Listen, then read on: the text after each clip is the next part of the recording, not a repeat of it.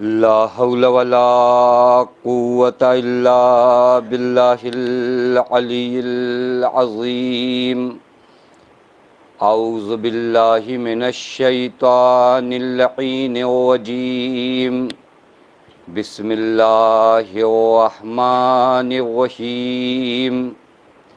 الحمد لله الذي علا في توحده ودنا في تفرده وجلى في سلطانه وعظما في أركانه وقهر جميع الخلق بقدرته وبرهانه. ثم الصلاة والسلام على أشرف الأنبياء والمرسلين حبیب الہ العالمین مولا و مولا الثقلین جد الحسن والحسین مولانا بالقاسم محمد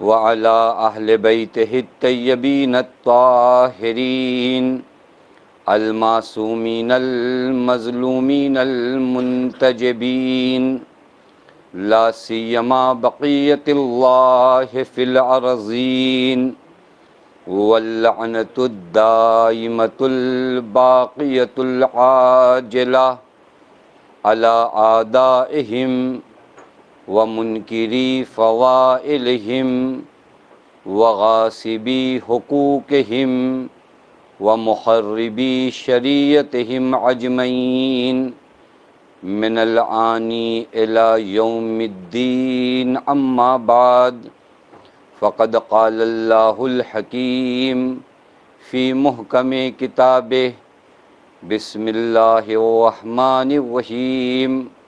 قل إن كنتم تحبون الله فاتبعوني يحببكم الله ويغفر لكم ذنوبكم واللہ غفور رحیم. صلوات پڑھیں محمد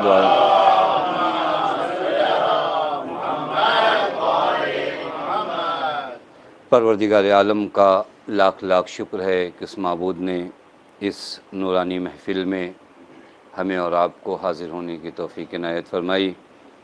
سب سے پہلے میں آپ کی خدمت میں اور تمام مومنین کی خدمت میں ولادت باسعادت پیغمبر اکرم صلی اللہ علیہ وآلہ وسلم و امام جعفر صادق علیہ الصلاۃ والسلام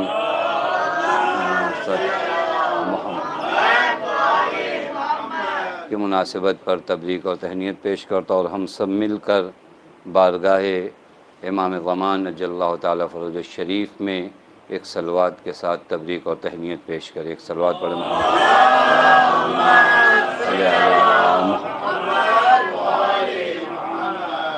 جشن دو عظیم ہستیوں کی ولادت کی مناسبت سے منعقد ہوا ہے.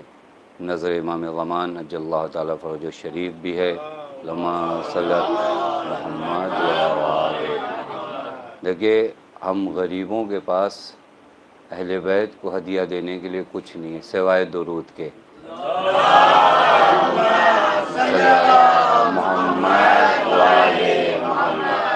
یعنی آج کی شب جتنی مرتبہ بھی آپ درود پڑھیں اہل بیت علیہ الصلوۃ والسلام پر ہے. بعض مقامات پر آیت اللہ دستغیب رضوان اللہ تعالیٰ علیہ کہتے ہیں کہ ایک شخص کو دیکھا گیا جو طواف خانہ کعبہ کر رہا تھا اور اہل بیت یعنی محمد و آل محمد پہ درود بھیج رہا تھا. اس سے پوچھا گیا کہ خانہ کعبہ کا طواف کرو، چونکہ آپ جانتے ہیں خانہ کعبہ کہ ہر طواف کے لیے اپنی دعائیں ہیں، خاص ارکان ہیں، خاص احکام ہیں. وہاں کے لیے لبیک ہے، یہ ہے، یعنی بہت سے وظائف ہیں. لیکن یہ بار بار جب بھی طواف خانہ کعبہ کر رہا تھا درود پڑھ رہا تھا. اس سے پوچھا کیوں ایسا کر رہے ہو؟ کہ اس سفر حج میں میرے ساتھ میرے والد بھی آ رہے تھے.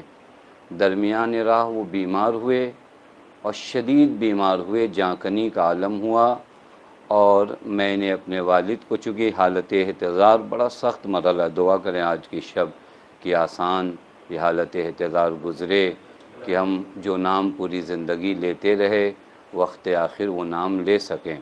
یعنی واقعاً اس کو جو حالت احتضار، یا تک قرآن کی تعبیر کے مطابق اسے سکرۃ الموت کہتے ہیں۔ سکرہ عربی میں اس کیفیت کو کہتے ہیں جب آپ نشے میں ہوں، یعنی اس قدر یہ حالت آپ پر حاوی اور طاری ہوگی کہ آپ کا ذہن، دل، دماغ کام کرنا بند ہوگا۔ اس وقت بہت سے آسان کلمات بھی آپ ادا نہیں کر پاؤ گے۔ اس نے کہا میرے والد حالت احتضار میں تھے، ہم نے چاہا کہ کلمتین اور کلمات اس سے دہروائیں کہ کہیے، لیکن میں نے دیکھا کہ میرے والد ان کلمات کو ادا نہیں کر پا رہے ہیں، اشہد ان لا الہ الا اللہ و اشہد، یہ نہیں کہہ پا رہے تھے۔ کہا ہمیں بہت غم تھا اس بات کا کہ وقت آخر میرے والد کلمہ ادا نہیں کر پا رہے ہیں، نام نہیں لے پا رہے محمد و آل محمد کا۔ اسی دوران میں نے دیکھا کہ میرے والد کے چہرے پر جو سیاہی کے آثار نمودار تھے وہ دھیرے دھیرے نور میں تبدیل ہونا شروع ہوئے۔ کہ میں نے دیکھا کہ میرے والد کے چہرے پہ اب نور کے آثار نمودار ہوئے، اور پھر اس دنیا سے میں نے اپنے والد کو خواب میں دیکھا، میں نے دیکھا والد بہت اچھی حالت میں اس عالم آخرت میں موجود ہے۔ میں نے کہا کہ وہ دو کیفیت حالت احتضار میں، ساری تمہید اس لیے تھی کہ آج زیادہ سے زیادہ کیا کریں۔ کہا کہ میں نے اپنے والد سے کہا کہ وہ دو کیفیت، وہ دو حالت جو آپ پر طاری ہوئی تھی، کہ ایک مرتبہ آپ کلمہ بھی نہیں دہرا پا رہے تھے اور آپ کے چہرے کا رنگ بھی کافی سیاہ ہو چکا تھا، لیکن پھر اس کے بعد آپ کے چہرے کا رنگ کی سیاہی بھی ختم ہوئی اور آپ نے کلمہ بھی دہرایا، اور آج آپ کی حالت بھی میں دیکھ رہا ہوں۔ جب میں حالت احتضار میں تھا، عذاب کے فرشتے میرے قریب آ رہے تھے، اور ان عذاب کے فرشتوں کو دیکھ کر وہ وحشت مجھ پر طاری ہوئی کہ چہرے کا رنگ متغیر ہوا۔ لیکن اسی اثنا میں پیغمبر اکرم تشریف لے آئے اور ایک ہدیہ مجھے دیا۔ میں نے کہا یا رسول اللہ یہ کیا ہے؟ کہ وہ زندگی بھر جو تم نے درود ہم پر پڑھا ہے یہ وہی ہدیہ ہے، میں لوٹانے آیا ہوں۔ صلوات پڑھ محمد۔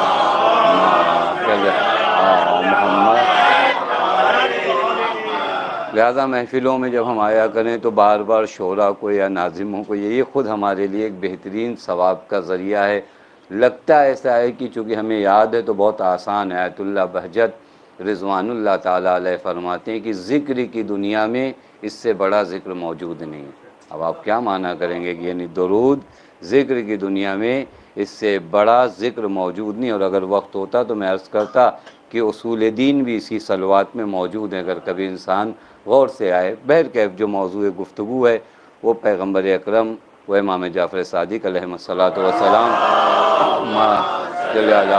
محمد کی ذوات مقدسہ ہیں، اور اللہ تعالیٰ نے ہم سب کو یہ توفیق دیا کہ ہم اس جشن صادقین میں آئیں، یعنی دو ایسی ذوات کے جشن میں آئیں کہ ایک گھنٹہ کسی بھی شخصیت کے لیے ناکافی ہے کہ گفتگو کیا جائے، پیغمبر کے حوالے سے گفتگو کیا جائے یا امام صادق کے حوالے، لیکن بہرکیف جس کی بھی گفتگو کی جائے گی دوسرے کا ذکر ہوگا، کیونکہ مشن اور مقصد ہر دو حضرت کا ایک تھا۔ لہذا اگر آپ آئیے قرآن مجید کو دیکھیے، کبھی نبی اکرم کے بارے میں واقعاً غور کریے، اور ایک موضوع ہے جس کے بارے میں ہمارے بچوں کو، جوانوں کو سرچ کرنا چاہیے، وہ یہ کہ نبی اکرم کا احترام جو قرآن مجید نے بیان کیا۔ آپ دیکھیے اللہ تعالیٰ نے کہا یا یحییٰ یا آدم یا ابراہیم، کہیں پر آپ کے نبی کو نام لے کر خدا نے نہیں پکارا۔ پورے قرآن میں اگر کسی نے اس چیز کو نکالا تو اس کے لیے انعام ہے کہ کہیں پر خدا نے کہا یا احمد یا محمد، نام پیغمبر آیا ہے لیکن پیغمبر کو نام لے کر خطاب نہیں کیا گیا۔ یہ خود احترام پیغمبر کی ایک عظیم دلیل ہے کہ اللہ تعالیٰ کے نزدیک یہ نبی کس قدر معتبر اور کس قدر محترم ہے۔ مزمل کہا گیا، مدثر کہا گیا، طٰہٰ کہا گیا، یاسین کہا گیا، نام لے کر نام پیغمبر کو نہیں پکارا گیا۔ وہ عظیم ذات ہے۔ حتیٰ قرآن مجید کی کئی آیتوں کو اگر ملاحظہ کریے نا، خدا کہتا ہے کہ اگر تمہیں مجھ سے محبت کا دعویٰ ہے تو ہر محبت کی اپنی نشانی ہوتی ہے۔ یہی آیت جو میں نے سرنامہ کلام قرار دے، قل ان کنتم تحبون اللہ، کہو ان سے کہ اگر یہ اللہ سے محبت کرتے ہیں۔ اللہ سے محبت کی نشانی کیا ہے؟ ہر کوئی آج دنیا کا ہر انسان کیا کہتا ہے؟ میں اللہ سے محبت کرتا ہوں، میں عشق پروردگار عالم میں ہوں۔ قرآن نے جو محبت خدا کی نشانی بتائی ہے وہ پیغمبر کی اتباع کو بتایا۔ قل ان کنتم تحبون اللہ فاتبعونی، یعنی جس قدر تم نبی کی اطاعت کرو گے اس قدر تم اللہ سے محبت کرتے، یعنی اللہ سے محبت کی نشانی کو اتباع رسول بتایا گیا، اور پھر اس کا انعام یہ دیا گیا کہ اب تک تم اللہ سے محبت کر رہے تھے، اس کی نشانی یہ تھی کہ ہمارے حبیب کی پیروی کرتے، اب اس کے بعد یحببکم اللہ، یعنی یوں کہوں آسان کہ اگر خدا کے قریب کسی کو محبوب ہونا ہے تو محبوب خدا ہونے کا راز رسول خدا کی اتباع اور پیروی ہے۔ یعنی جس قدر انسان اتباع نبی اکرم کرتا ہے پروردگار عالم کا محبوب ہوتا ہے۔ محبوب پروردگار کوئی معمولی درجہ نہیں کہ کوئی محبوب پروردگار عالم بن جائے۔ قرآن کریم واقعاً نبی اکرم کی عظمت کو جب بیان کرتا ہے عجیب انداز میں قرآن کریم نبی اکرم کی عظمت کو بیان کر۔ قرآن ایک مقام پر کہتا ہے فلا وربک لا یؤمنون، اے میرے نبی آپ صداقت، دیانت، ایمان، عدالت کا وہ میزان ہو، وہ ترازو ہو کہ اگر اس ترازو پہ کسی کا ایمان صحیح نہیں بیٹھتا تو وہ مومن نہیں ہے۔ قرآن کہتا ہے فلا وربک لا یؤمنون۔ عجیب ہے، قرآن کی اس آیت کو آپ دیکھیے، عجیب آیت ہے۔ اے میرے حبیب تمہارے رب کی قسم وہ لوگ مومن نہیں ہیں۔ فلا وربک لا یؤمنون، ہم ایمان کی علامتیں کیا سمجھتے ہیں؟ نماز پڑھ لینا، روزہ رکھ لینا۔ قرآن کیا کہتا ہے؟ فلا وربک لا یؤمنون، وہ لوگ مومن نہیں ہیں حتی یحکموک فیما شجر بینہم، جب تک وہ اپنے آپسی اختلاف میں آپ کو حکم نہیں بنا لیتے۔ روایت میں آپ کی خدمت میں پڑھوں تاکہ یہ آیت اور واضح ہو جائے۔ روایت اس طرح ہے کہ زبیر اور ایک اجنبی شخص جس کا پیغمبر سے کوئی رشتہ داری نہیں تھی، ان دونوں میں پانی کو لے کر جھگڑا ہوا کہ پانی نہر سے سب سے پہلے کس کے باغ میں جائے گا۔ زبیر کا کہنا تھا کہ میرے باغ میں پہلے جائے، وہ اجنبی شخص جو پیغمبر کا رشتہ دار نہیں تھا اس کا کہنا تھا کہ میرے باغ میں سب سے پہلے پانی جائے۔ دونوں قضاوت کے لیے اور فیصلے کے لیے کس کے پاس آئے؟ نبی اکرم کے پاس آئے۔ نبی اکرم فیصلہ عدالت کی بنیاد پہ کریں گے۔ نبی اکرم نے دونوں کی باتوں کو سنا، زبیر کے حق میں نبی اکرم نے فیصلہ کیا، یا یوں کہوں کہ جہاں حق تھا وہاں نبی اکرم نے فیصلہ کیا۔ اب جو یہ ہوتا ہے عموماً اگر آپ کسی کے پاس فیصلہ کرانے جائیے اور آپ کے حق کا فیصلہ نہ نکلے تو آپ کو لگتا ہے کہ عدالت سے کام نہیں ہوا، چونکہ عدالت خود ہم اپنے آپ کو سمجھتے ہیں، حق ہم اپنے آپ کو سمجھتے ہیں، اور جیسے ہی ہمیں لگا کہ انہوں نے ہمارے حق میں فیصلہ نہیں کیا ہم کہہ دیتے ہیں کہ انہوں نے حق کی بنیاد پہ فیصلہ نہیں کیا۔ یہ دونوں باہر آئے، اس اجنبی شخص نے معلوم ہے کیا کہا؟ زبیر کو مخاطب کر کے کہا کہ تم رسول کے رشتہ دار ہو۔ اب دیکھیں یہ جملوں کو سمجھیے، یعنی نبی اکرم نے پارٹی بازی کیا کہ تم رشتہ دار ہو، نبی اکرم نے تمہارے حق میں فیصلہ۔ اس وقت یہ آیت نازل ہوئی فلا وربک لا یؤمنون، اس کی نمازیں اسے نہیں بچا پائیں گی۔ اگر آپ فیصلہ کر دو اور آپ کے فیصلے کے بعد اگر دل میں برابر شک رہ جائے تو انسان نبی کی عظمت کو پہچانیے، یعنی نبی اکرم فیصلہ کر دیں، ریئیکٹ دکھانا یہ دوسرا مرحلہ ہے۔ دل میں بھی لا یجدون فی انفسہم حرجا، یعنی دل کے لحاظ سے بھی اگر شک رہ جائے نبی کے فیصلے پر تو قرآن کہتا ہے فلا وربک لا یؤمنون، یہ مومن نہیں ہے۔ یہی تو ہم سوال کرتے ہیں لوگوں سے، اگر ایک پانی کا فیصلہ نبی اکرم کریں اور اس میں کسی کو شک ہو جائے تو قرآن کہتا ہے وہ مومن نہیں ہے۔ اگر غدیر میں نبی اکرم کوئی فیصلہ کر کے جائیں، یہ قرآن ہے نا بھائی، الگ سے تو کوئی بات ہے نہیں۔ قرآن کہتا ہے مومن نہیں ہے کوئی بھی ہو نبی کے فیصلے کے بعد۔ اب تاریخ ڈھونڈے ان لوگوں کو جنہوں نے کہا یہاں پیغمبر پہ مجھے شک ہوا، توجہ فرما رہے ہیں، پوری تاریخ ہے یا نہیں؟ یہ فلاں فلاں مقامات پر مجھے پیغمبر پہ شک ہوا، قرآن اٹھا کر دیکھو، قرآن کہتا ہے نبی کے فیصلے میں شک کرنے والا مومن نہیں ہے۔ پس ہمیں مت ڈرائیے کون کتنے سال نبی کے ساتھ رہا، ہم تو قرآن پہچانتے ہیں، قرآن انہیں مومن ماننے کو بھی تیار نہیں ہے۔ ایک صلوات پڑھے محمد وآل محمد صلی اللہ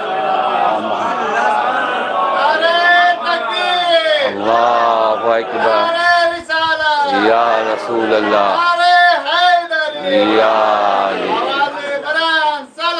اللہم صلی علی محمد۔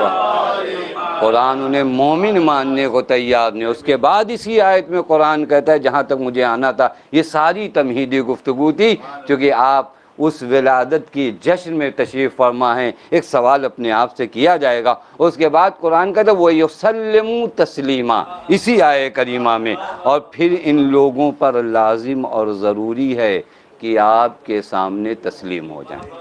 حتیٰ وہ جو مشہور آئے تھے نا، ہمارے یہاں بعض چیزیں اتنی مشہور ہیں کہ ان میں غور نہیں کیا جاتا۔ ہوتا ہے کبھی کبھار ایک راستے سے آپ روز آنا گزریے نا تو بہت سی چیزیں آپ غور نہیں کرتے، کوئی بتاتا دیکھو اچھا یہیں سے تو ہم 2 سال سے گزر رہے تھے، توجہ فرمائیں۔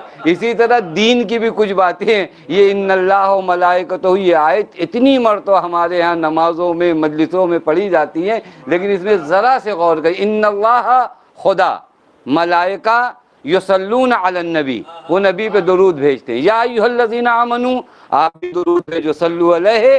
اس کے بعد جو قرآن کیا کہتا ہے، درود نہیں بھیجو، وَيُسَلِّمُ تسلیما، درود بھیجنے کے بعد تمہارا مرحلہ یہ ہے کہ نبی کے امر کے سامنے تسلیم ہو جاؤ، یعنی نبی کے سامنے تم چونچرا نہ کرو، تم یہ نہ کہو کہ کیا کہا نہیں سمجھ میں آیا، نہیں پتا، نہیں، یسلمو تسلیما، یعنی تمہاری بندگی کی گواہی نبی کے سامنے تسلیم ہونا دکھائے گی۔ تو ہمارے اب اسی مرحلے کو ہمیں اور آپ کو چیک کرنا ہے کہ ہم نبی کے سامنے تسلیم کس قدر ہیں، ہم نبی کے حضور میں تسلیم ہیں یا نہیں ہیں، نبی ہم سے کیا چاہتے ہیں، تسلیم کسے کہتے ہیں؟ تسلیم آپ زارات میں زیادہ پڑھتے ہیں، انی سلم لمن سالمکم وحرب لمن، یہ تسلیم کے مقامات اگر آپ دیکھیں، قلبی معکم، حتیٰ زیارت اربعین میں کیا پڑھتے ہیں، قلبی معکم، اے اہل بیت ہمارا دل آپ کے ساتھ ہے،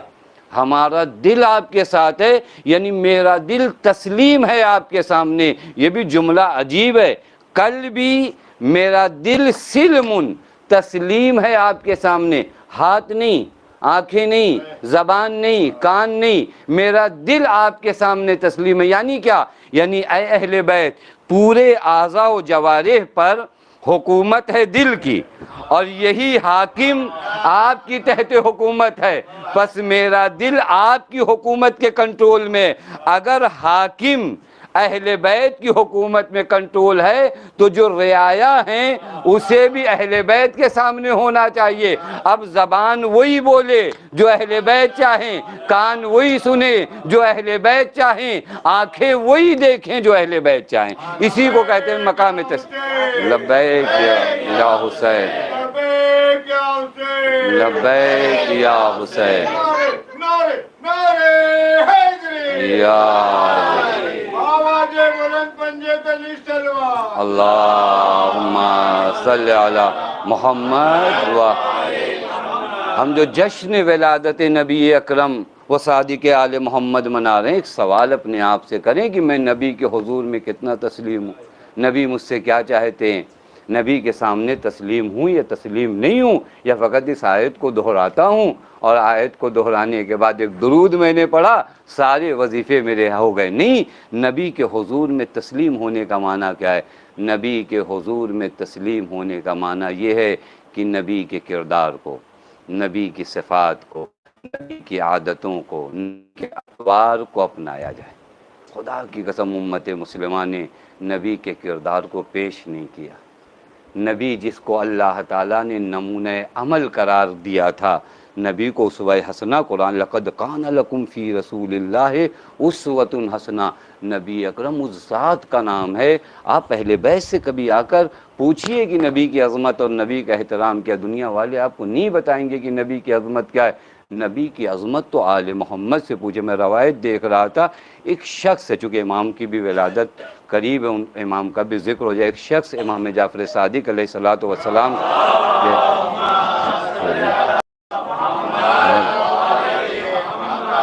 کہ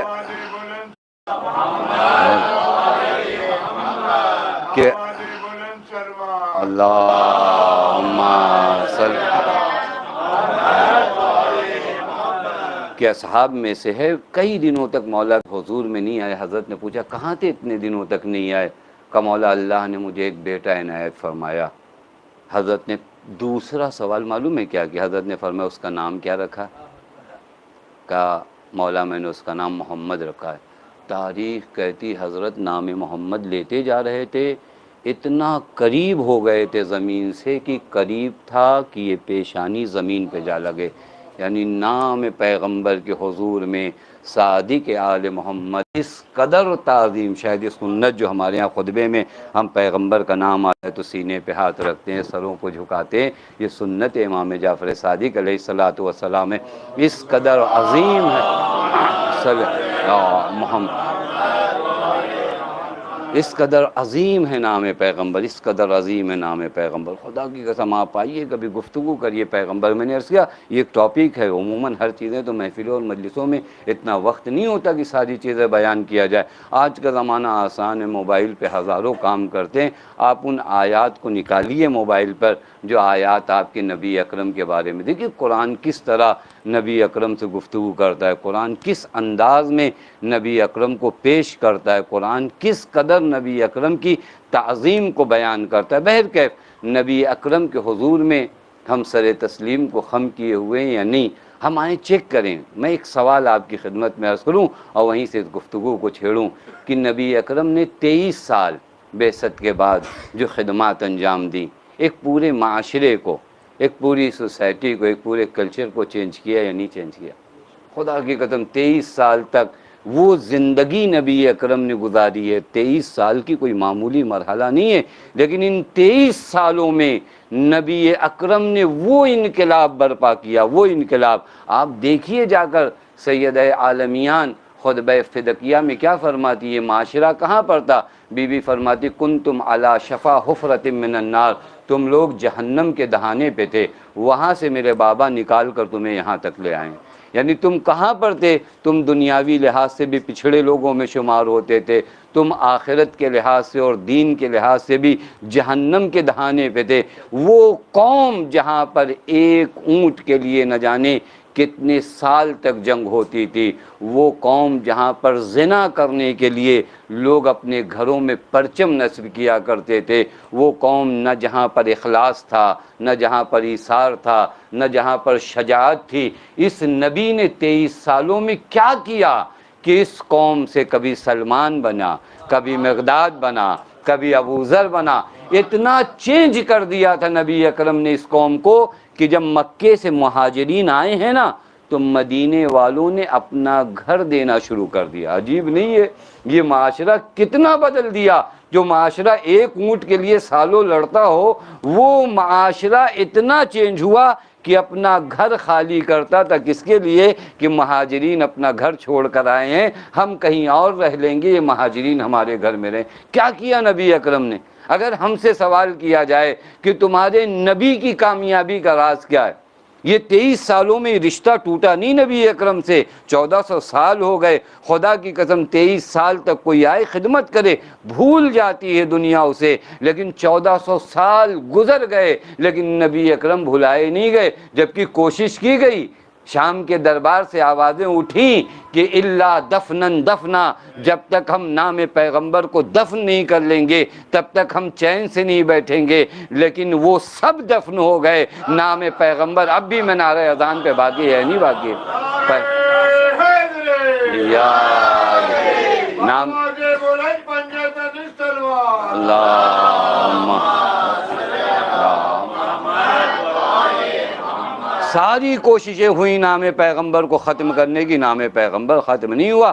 منارہ اذان سے آج بھی آواز آتی ہے اشہد ان محمد رسول اللہ. اس کا معنی کیا ہے کہ اس نبی نے کیا کیا کہ 23 سال ہو گئے، 23 سال کے بعد 1400 سال تک یہ نام ختم ہی نہیں ہو رہا ہے، اور آج بھی کوشش ہو رہی ہے۔ آج بھی اگر آپ کبھی کبھار دیکھیں نا، کارٹون بنائے جائیں، یہ بنائے جائیں، یہ اسی دور کے کچھ لوگ ہیں، انہیں تاریخ نہیں پتہ ہے کہ تم سے بڑے لوگ آئے، تم سے زیادہ طاقتور لوگ آئے، نام پیغمبر کو ختم کرنا چاہا، بلکہ جتنا ختم کرنا چاہا اتنا یہ نام اجاگر ہوتا رہا، کیونکہ پیغمبر کے پاس ایسے وارث ہیں جو نام پیغمبر کو ختم نہیں کرنے دیں گے۔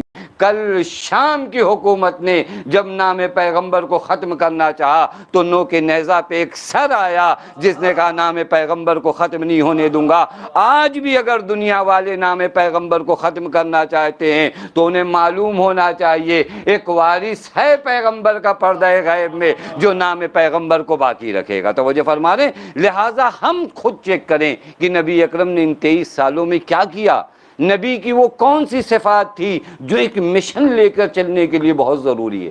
ایک مشن چلانا ہے، ہمیں بھی ایک مشن چلانا ہے، وہ کون سی خصوصیات نبی اکرم تھی جو 23 سالوں میں نبی نے ایسا انقلاب برپا کیا کہ دنیا حیران ہے۔ میں نبی کی زبان سے پڑھوں، نبی نے فرمایا اوصانی ربی بتسع، میرے رب نے مجھے 9 وصیتیں کی۔ اے کاش آج کی اس محفل کا یہ ہدیہ فقط آپ لے کر چلے جائیے، اور اگر آخر میں ناظم صاحب اعلان کر دے کہ ان میں سے 9 میں سے 6 بھی اگر کسی بچے نے بتا دیا تو سمیر بھائی کی طرف سے ایک انعام، نہیں تو ہماری طرف سے ایک صلوات پڑھے محمد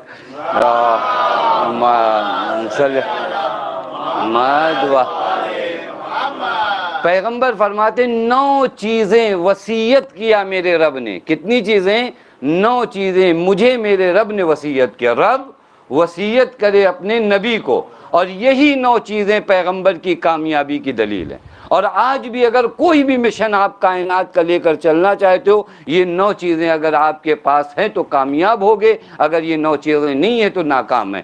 2 مشن آپ دیکھ لیجئے، 2 لوگوں کا مشن کتنے میں تبدیل ہوا؟ پیغمبر، جناب خدیجہ، مولا متقیہ، 3 لوگ تھے، آج کروڑوں اور اربوں میں تبدیل ہے یا نہیں ہے؟ تو جو ہے یہ 3 لوگ خانہ کعبہ کے پاس نماز پڑھ رہے ہیں، یہ مشن اتنا بڑا کہ آج کروڑوں اور اربوں کی تعداد میں، اور جو لوگ لاکھوں لے کر چلے تھے پاس اکائیوں میں بھی لوگ نہیں بچے ہوئے۔ یہ آخر کیا کیا نبی اکرم نے؟ پیغمبر فرماتے ہیں اوصانی ربی بتسع، 9 چیزوں کی وصیت میرے رب نے مجھے کیا۔ بہت اہم یہ 9 چیزیں۔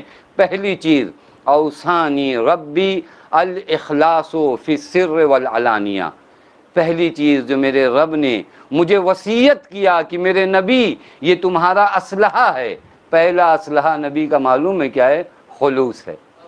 پہلا اسلحہ تمہارے نبی کا خلوص ہے کہ کوئی کام خدا کے علاوہ کسی کے لیے نہیں۔ یہ وہ طاقت ہے جس کا اندازہ دنیا والوں کو پتہ ہی نہیں ہے۔ آپ تاریخ اٹھا کر دیکھ لو، جو مشن اخلاص کی شکل میں آگے بڑھے، خدا کی قسم دنیا حیران ہو گئی۔ اور اگر شک ہو تو جاؤ کربلا میں دیکھو، خلوص کا جب ایک لشکر چلا تو 72 کی تعداد تھی، آج کروڑوں میں تبدیل ہو گئی۔ لبیک یا حسین، لبیک یا حسین۔ یہ اللہم صلی علی محمد۔ الاخلاص فی السر والعلانیہ، پہلی طاقت ایک مشن کے لیے کیا ہے؟ خلوص۔ چاہے آپ علی الاعلان ہوں چاہے تنہائی میں ہوں، اخلاص وہ طاقت ہے جو نبی اکرم کے مشن کی سب سے بڑی طاقت ہے۔ یہاں پر اگر پڑھا جائے تفصیل کے ساتھ تو تقریباً یہ 9 چیزوں پہ 9 مجلسیں پڑھی جائیں۔ الاخلاص فی السر والعلانیہ، دوسری چیز، میں چونکہ چاہ رہا ہوں کہ حدیث پوری پڑھی دوں ترجمے کے حد تک تاکہ یہ بچے یاد کر لیں۔ الاخلاص فی السر والعلانیہ، پہلا اسلحہ کہیے، پہلا وسیلہ کہیے نبی اکرم کی کامیابی کا، کہ جو کچھ کیا خدا کے لیے کیا، دنیا کے لیے نہیں کیا، مقام کے لیے نہیں کیا، منصب کے لیے نہیں کیا، شہرت کے لیے نہیں کیا، وگرنہ وہ لوگ کہہ نہیں رہے تھے کہ آپ کو چاہیے کیا؟ آپ کو حکومت چاہیے، ہم حکومت دے دیتے ہیں۔ آپ کو ریاست چاہیے، آپ کو ریاست دے دیتے ہیں۔ تو کہا نہیں نہیں، ان چیزوں کی تو بات نہ کرو، وہ جو ناممکنات ہیں نا وہ بھی تم اگر ممکن بنا دو تو میں تبلیغ رسالت سے باز نہ آؤں گا. تم سورج اور چاند کو میرے ہاتھوں میں بھی رکھ دو تو بھی میں تبلیغ اسلام سے کیوں نہیں باز آؤں گا؟ کیونکہ میرا عمل اخلاص کی بنیاد پر ہے. میں کسی سے کوئی جزا نہیں چاہتا. میں نے جو کچھ کیا ہے اپنے رب کے لیے کیا ہے. اور جب انسان کوئی عمل اپنے رب کے لیے کرتا ہے تو ہو سکتا ہے وہ انسان نظروں سے دور ہو جائے, نظروں سے غائب ہو جائے, لیکن اس کے کام کا اثر اللہ تعالیٰ قیامت تک باقی رکھتا ہے. یہ وہ طاقت ہے الاخلاص فی السر والعلانیہ. دوسری طاقت نبی اکرم کی معلوم ہے کیا ہے؟ العدل. ہمارے معاشرے میں چیک کیا جائے. آخر میں انشاءاللہ آپ لوگ اپنے آپ سے سوال, میں بھی اپنے آپ سے پوری ٹرین میں سوال کروں گا کہ کتنا ڈسٹینس ہے ہمارا نبی کی صفت سے, خلوص ہے یا نہیں ہے. دوسری صفت العدل فی الرضا والغضب. چاہے خوش رہو چاہے ناراض رہو. تمہارے نبی کی سیرت یہ تھی, نہ غم میں عدالت کا دامن چھوڑا نہ خوشی میں عدالت کا دامن چھوڑا. یہ معاشرہ خوش ہوتا ہے تو بھی عدالت کا دامن چھوڑ دیتا ہے, ناراض ہوتا ہے تو بھی. آپ چیک تو کریے ذرا, اگر ہم خوش ہوئے تو پھر اس کے بعد بھی واویلا ہے. اگر کسی سے خوش ہو گئے تو پھر اس کو کم سے کم جو ہے نبی کے درجے تک پہنچا دیں گے, اور ناراض ہوئے تو اس کو مومن ماننے کو بھی تیار نہیں ہے. یعنی دیکھیے یہ معاشرہ نہیں ہے نا. اگر کسی سے ہمارا آج جھگڑا ہوا لیکن اس کے اندر کچھ خوبیاں تو ہیں نا. عدالت کا تقاضا یہ ہے کہ جس بات پہ جھگڑا ہوا ہے وہیں تک رہنے دو, دیگر اس کی خوبیوں کو نہ چھپاؤ. پتہ نہیں بات واضح ہوئی نہیں واضح ہوئی. حاتم طائی ایمان نہیں لایا تھا, لیکن اس کے اندر جو جود و سخاوت کی خوبی تھی پیغمبر نے اسے اجاگر کیا. اسے کہتے ہیں العدل فی الغضب. عدالت کا دامن نہیں چھوڑا. ہمارے ہاں گھر میں اگر ایک کوئی کام خلاف مزاج ہو جائے, بیوی کی ساری خدمات بھول جائیں گے کہ وہ 30 سال سے ہر لمحہ آپ کے کام آتی رہی, کھانے میں, پینے میں, بیماری میں. لیکن آج بیچاری سے تھوڑا سے کھانا ادھر ادھر ہو گیا, کہا کیا کیا تم نے میرے ساتھ, پوری زندگی برباد کر دیا. آپ ایک ناراضگی میں پوری خدمت یہ کرتے ہیں. کبھی کوئی اولاد کر دیتی ہے ماں باپ کے ساتھ, ایک چیز آپ نے ڈیمانڈ کی اپنے والد سے, اس نے نہیں پورا کیا, کہ پوری زندگی آپ نے ہمیں کچھ نہیں دیا. یہ عدالت ہے. پوری زندگی اس نے وقف کر دیا تمہارے لیے, یہ ایک چیز اس سے نہیں ہو پائی تو تم وہاں تک نہیں رکے, بلکہ کہا کہ تم نے پوری زندگی میرے ساتھ کیا کیا. اور اگر خوش کسی سے ہو گئے, ایک دوست نے ایک موبائل میں ہمارے سافٹ ویئر کیا بھیج دیا, کہ بس یہی ہے جو کچھ ہے, اس کے علاوہ کائنات میں ہمارا کوئی اپنا نہیں ہے. یہ عدالت ہے. نبی اکرم کی سیرت کو آپ دیکھ لیجئے. نبی اکرم جب رضا میں ہیں, یعنی جب نبی اکرم کے ہاں سرور ہے, فتح مکہ ہے یا نہیں, فتح مکہ جسے قرآن فتح مبین تعبیر کرتا ہے, اس وقت کیا ہونا چاہیے؟ جو ملے اسے مارو, کیونکہ لوگوں نے بڑا ستایا تھا. لیکن عدالت نبی, توجہ فرمائیے گا, عجیب ہے. عدالت نبی کیا ہے کہ میں ہدایت کے لیے آیا ہوں, میں لوگوں کو قتل کرنے نہیں آیا ہوں. جب اس شخص نے اعلان کرنا شروع کیا الیوم یوم الملحمہ, آج بدلے کا دن ہے, تو نبی نے کہا یا علی اس کے ہاتھ سے علم لو, کہو الیوم یوم المرحمہ, آج رحمتوں کا دن ہے, آج معاف کرنے کا دن ہے. یہ العدل فی الرضا. جب ناراضگی ہے, جب غم طاری ہے, وہاں پہ بھی نبی اکرم نے عدالت کا دامن نہیں چھوڑا. پیغمبر کے بیٹے کی وفات ہوئی, سورج گہن لگا. اب دیکھیں, اگر دنیا کا اور کوئی آدمی ہو نا تو ہم لوگ موقع سے فائدہ اٹھاتے ہیں. اگر ہمارے نام کی ایڈورٹائز ہو رہی ہو اور اتفاق سے کوئی کام اور ہو جائے تو کہیں ہاں انہی کی برکت سے ہوا, تو ہم بھی خاموش رہ کے سر اٹھا لیں, اچھا مجمع کہہ رہا, ہم کو کیا فرق پڑتا ہے, یہ تو اچھا موقع ملا اپنی ایڈورٹائز کا. تو جو فرما رہے ہیں, پیغمبر کے بیٹے کی وفات ہوئی, سورج گہن ہوا, پورے مدینے میں شعور ہوا کہ سورج پر پیغمبر کے بیٹے کی وفات کا غم طاری ہے. ابھی تو مجمع بٹورنے کے لیے اچھی بات ہے نا, افواہیں کبھی کبھار اچھی پھیلتی ہیں. نبی اکرم مسجد میں آئے, خطبہ دیا, فرمایا دیکھو سورج گہن, چاند گہن, یہ عالم فلکیات سے تعلق رکھتا ہے, کسی کی موت سے اس کا تعلق نہیں ہے. یا نبی اللہ یہ ٹھیک ہوا تھا افواہ؟ کہ نہیں تمہیں پتہ نہیں, جو رشتے جھوٹ کی بنیاد پر قائم ہوتے ہیں منہ پھیرتے ہی وہ رشتے ٹوٹ جاتے ہیں. صداقت کی بنیاد پہ جو رشتے قائم ہوتے ہیں 1400 سال سے وہ رشتے باقی رہتے ہیں. توجہ فرمانے نہیں ایک صلوات پڑھے محمد والے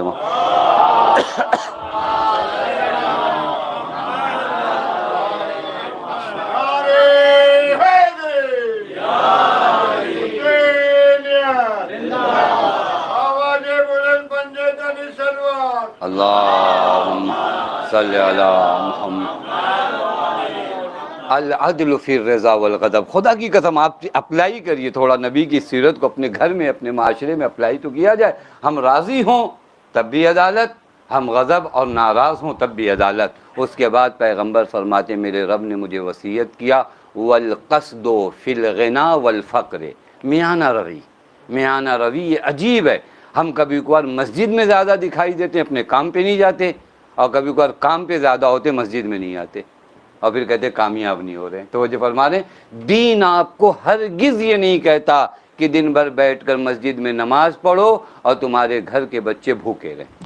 اور دین آپ کو ہرگز یہ نہیں بتاتا کس قدر لہو و لعب دنیا میں مشغول ہو جاؤ کہ تمہیں یاد بھی نہ آئے کہ وقت نماز کیا ہے. میانہ روی, نہ اتنی نمازیں پڑھو کہ دنیاوی وظائف چھوٹ جائیں, کہ وظائف الابرار اب آپ نے کھول لیا تو کمپنی میں جب بلایا تھا آپ کو نہیں ہم تو 2 ہی پڑھ رہے تھے کوئی غلط کام نہیں کر رہے تھے. دین کہے گا نہیں, جو ذمہ داریاں ہیں والقصد فی الغنا والفقر, میانہ روی ہر کام میں جو آپ کی ڈیوٹی ہے جو آپ کا کام ہے سر وقت جائیے. کسی نے آپ کو اجازت نہیں دیا ہے کہ اگر کمپنی سے آپ کو 15 منٹ کی چھٹی ملی ہے تو آپ کھول کر زیارت عاشورہ پڑھیے. میں آپ کو بہت سخت مرحلے تک لے جا رہا ہوں کہ وہاں تک آپ کا دین کہتا ہے کہ اگر اس نے تمہیں واجب نماز کی چھٹی دیا ہے واجب نماز پڑھو اور آ جاؤ اپنی ڈیوٹی پہ. شاید وہ زیارت عاشورہ جو آپ نے اپنی ڈیوٹی کے وقت میں سے پڑھی ہوگی اس کے ثواب سے کہیں زیادہ جو کمپنی میں آ کر کام کرو گے اس کا ملے گا, کیونکہ یہ دین ہے, یہ دین ہے. والقصد فی الغنا, اس دین کو پہنچایا نہیں ہم نے کبھی. یہ والقصد فی, یہ 3 چیزیں ہوئیں.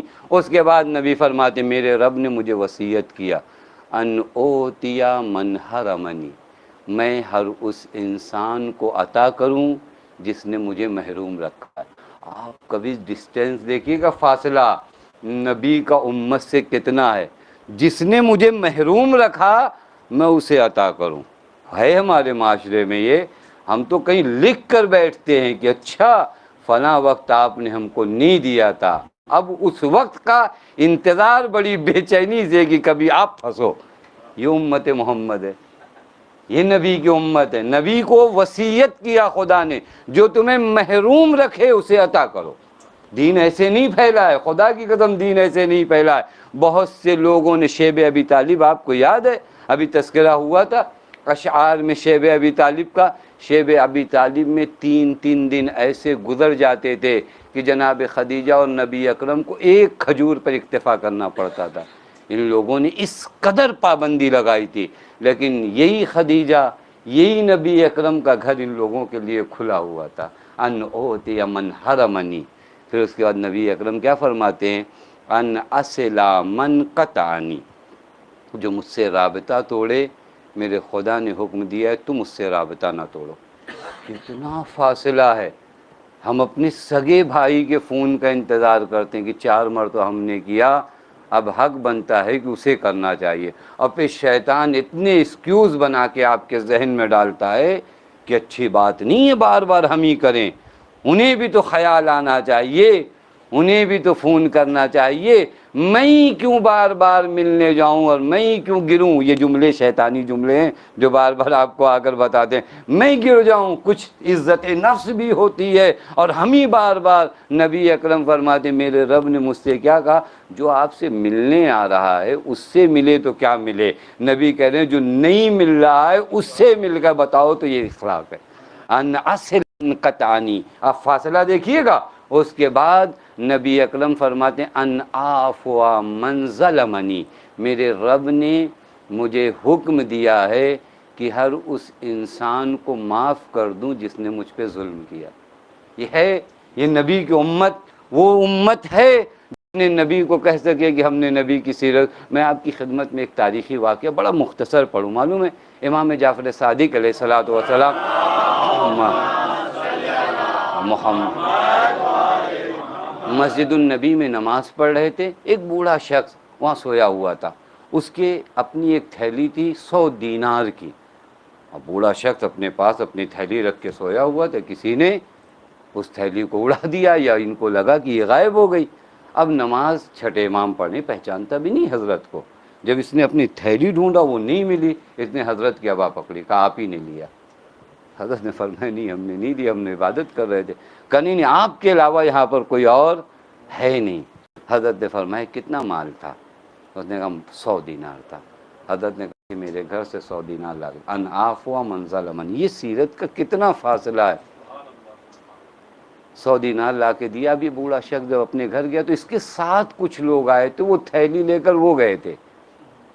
اس نے جب اپنے گھر میں وہ تھیلی پایا تو لے کر مولا کی طرف آیا، کہ مجھے معاف کریے آپ کس قدر حلم کے مرقع پیکر ہو کہ میں نے اس قدر آپ کی توہین کیا، اس کے باوجود آپ نے مجھے 100 دینار دیا جو میرا حق بھی نہیں بنتا، مجھے معاف کریے اور یہ لے لیجئے۔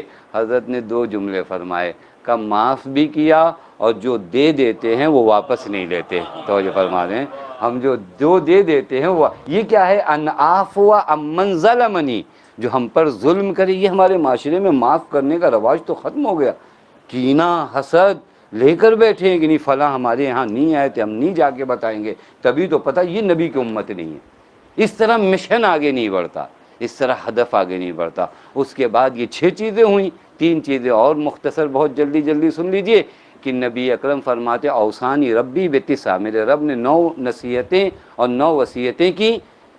7ویں نصیحت جو رب نے اپنے محبوب کو کیا، معلوم ہے کیا کیا؟ فرمایا کہ ان منطقی ذکرہ، جب بات کرو تو بے وجہ کی باتیں نہ کرو، ذکر الہی کرو۔ اب چیک کیا جائے کہ ہماری باتیں کتنی ذکر خدا میں ہوتی ہیں، کتنی بے وجہ ہوتی ہیں۔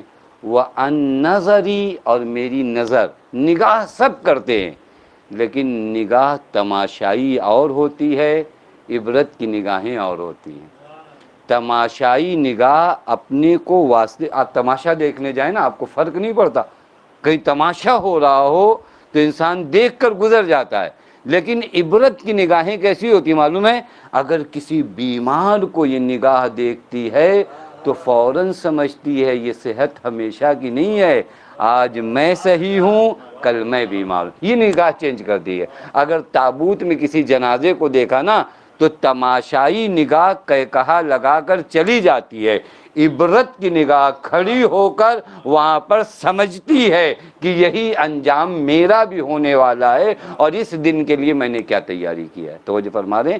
اور آخری چیز وَأَن سَمَتِي فِكْرًا، پیغمبر فرماتے ہیں 9ویں وصیت جو میرے رب نے مجھے کیا کہ میری خاموشی فکر میں تبدیل ہو جائے، یعنی میں چپ رہوں لیکن یہ چپ رہنا سازش نہ کسی کے لیے ہو، یہ چپ رہنا فکر و تدبر کا سبب بنے۔ انسان کو کبھی چپ رہنا چاہیے، معلوم ہے کبھی چپ رہنا بہت اچھا ہے۔ ہم شور و غل میں بہت زندگی بسر کرتے ہیں۔ آپ کہیں گے نہیں ہماری بلڈنگ میں شور و غل نہیں ہے، نہیں بلڈنگ کے شور و غل کی بات نہیں کر رہا ہوں، اس قدر اپنے ذہن کو ہم نے شور و غل میں مشغول کر رکھا ہے کہ فکر کرنے کا موقع ہی نہیں ملا کہ اس رب کے حضور میں کبھی آئیں اور کہیں میرے اللہ کس قدر نعمتوں سے تو نے نوازا، میرے اللہ کس قدر انعامات تو نے مجھے عنایت کیے، یہ حیات ایک نعمت، یہ نبی اکرم کی رسالت جو تو نے مبعوث کیا ہے نعمت۔ وہ جملہ پڑھیے اور میں آپ کی زحمت تمام کر دوں۔ الحمدللہ الذی جعلنی من امت محمد صلی اللہ علیہ وآلہ وسلم۔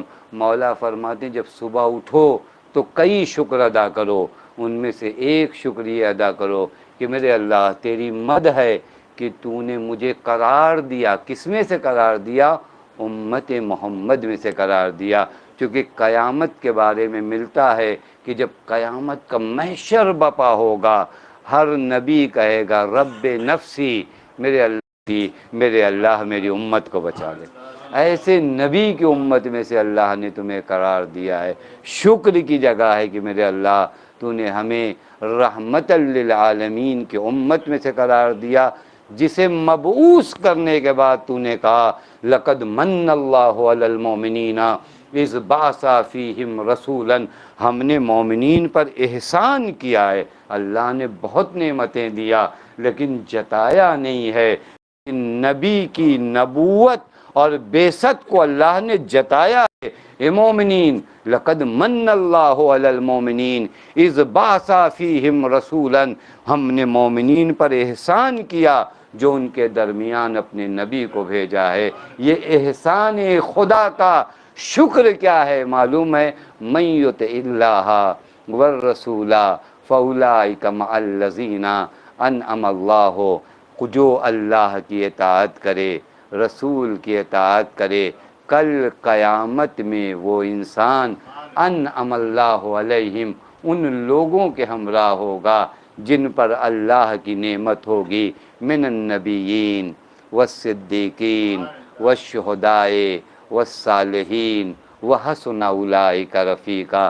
بس اسی دعا پہ ختم کرتا ہوں کہ اطاعت نبی ہمیں کل نبی کے ساتھ رکھے گی، اور زیارت عاشورہ کا یہ جملہ ہو جائے گا ان یجعلنی معکم فی الدنیا والآخرہ، اللہ ہمیں دنیا و آخرت میں محمد و آل محمد کے ساتھ محشور فرمائے۔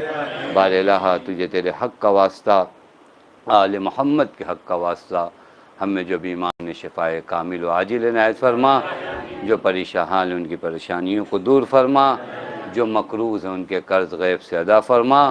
بار الہ نبی پاک کی سیرت پر عمل کرنے کی توفیق عنایت فرما۔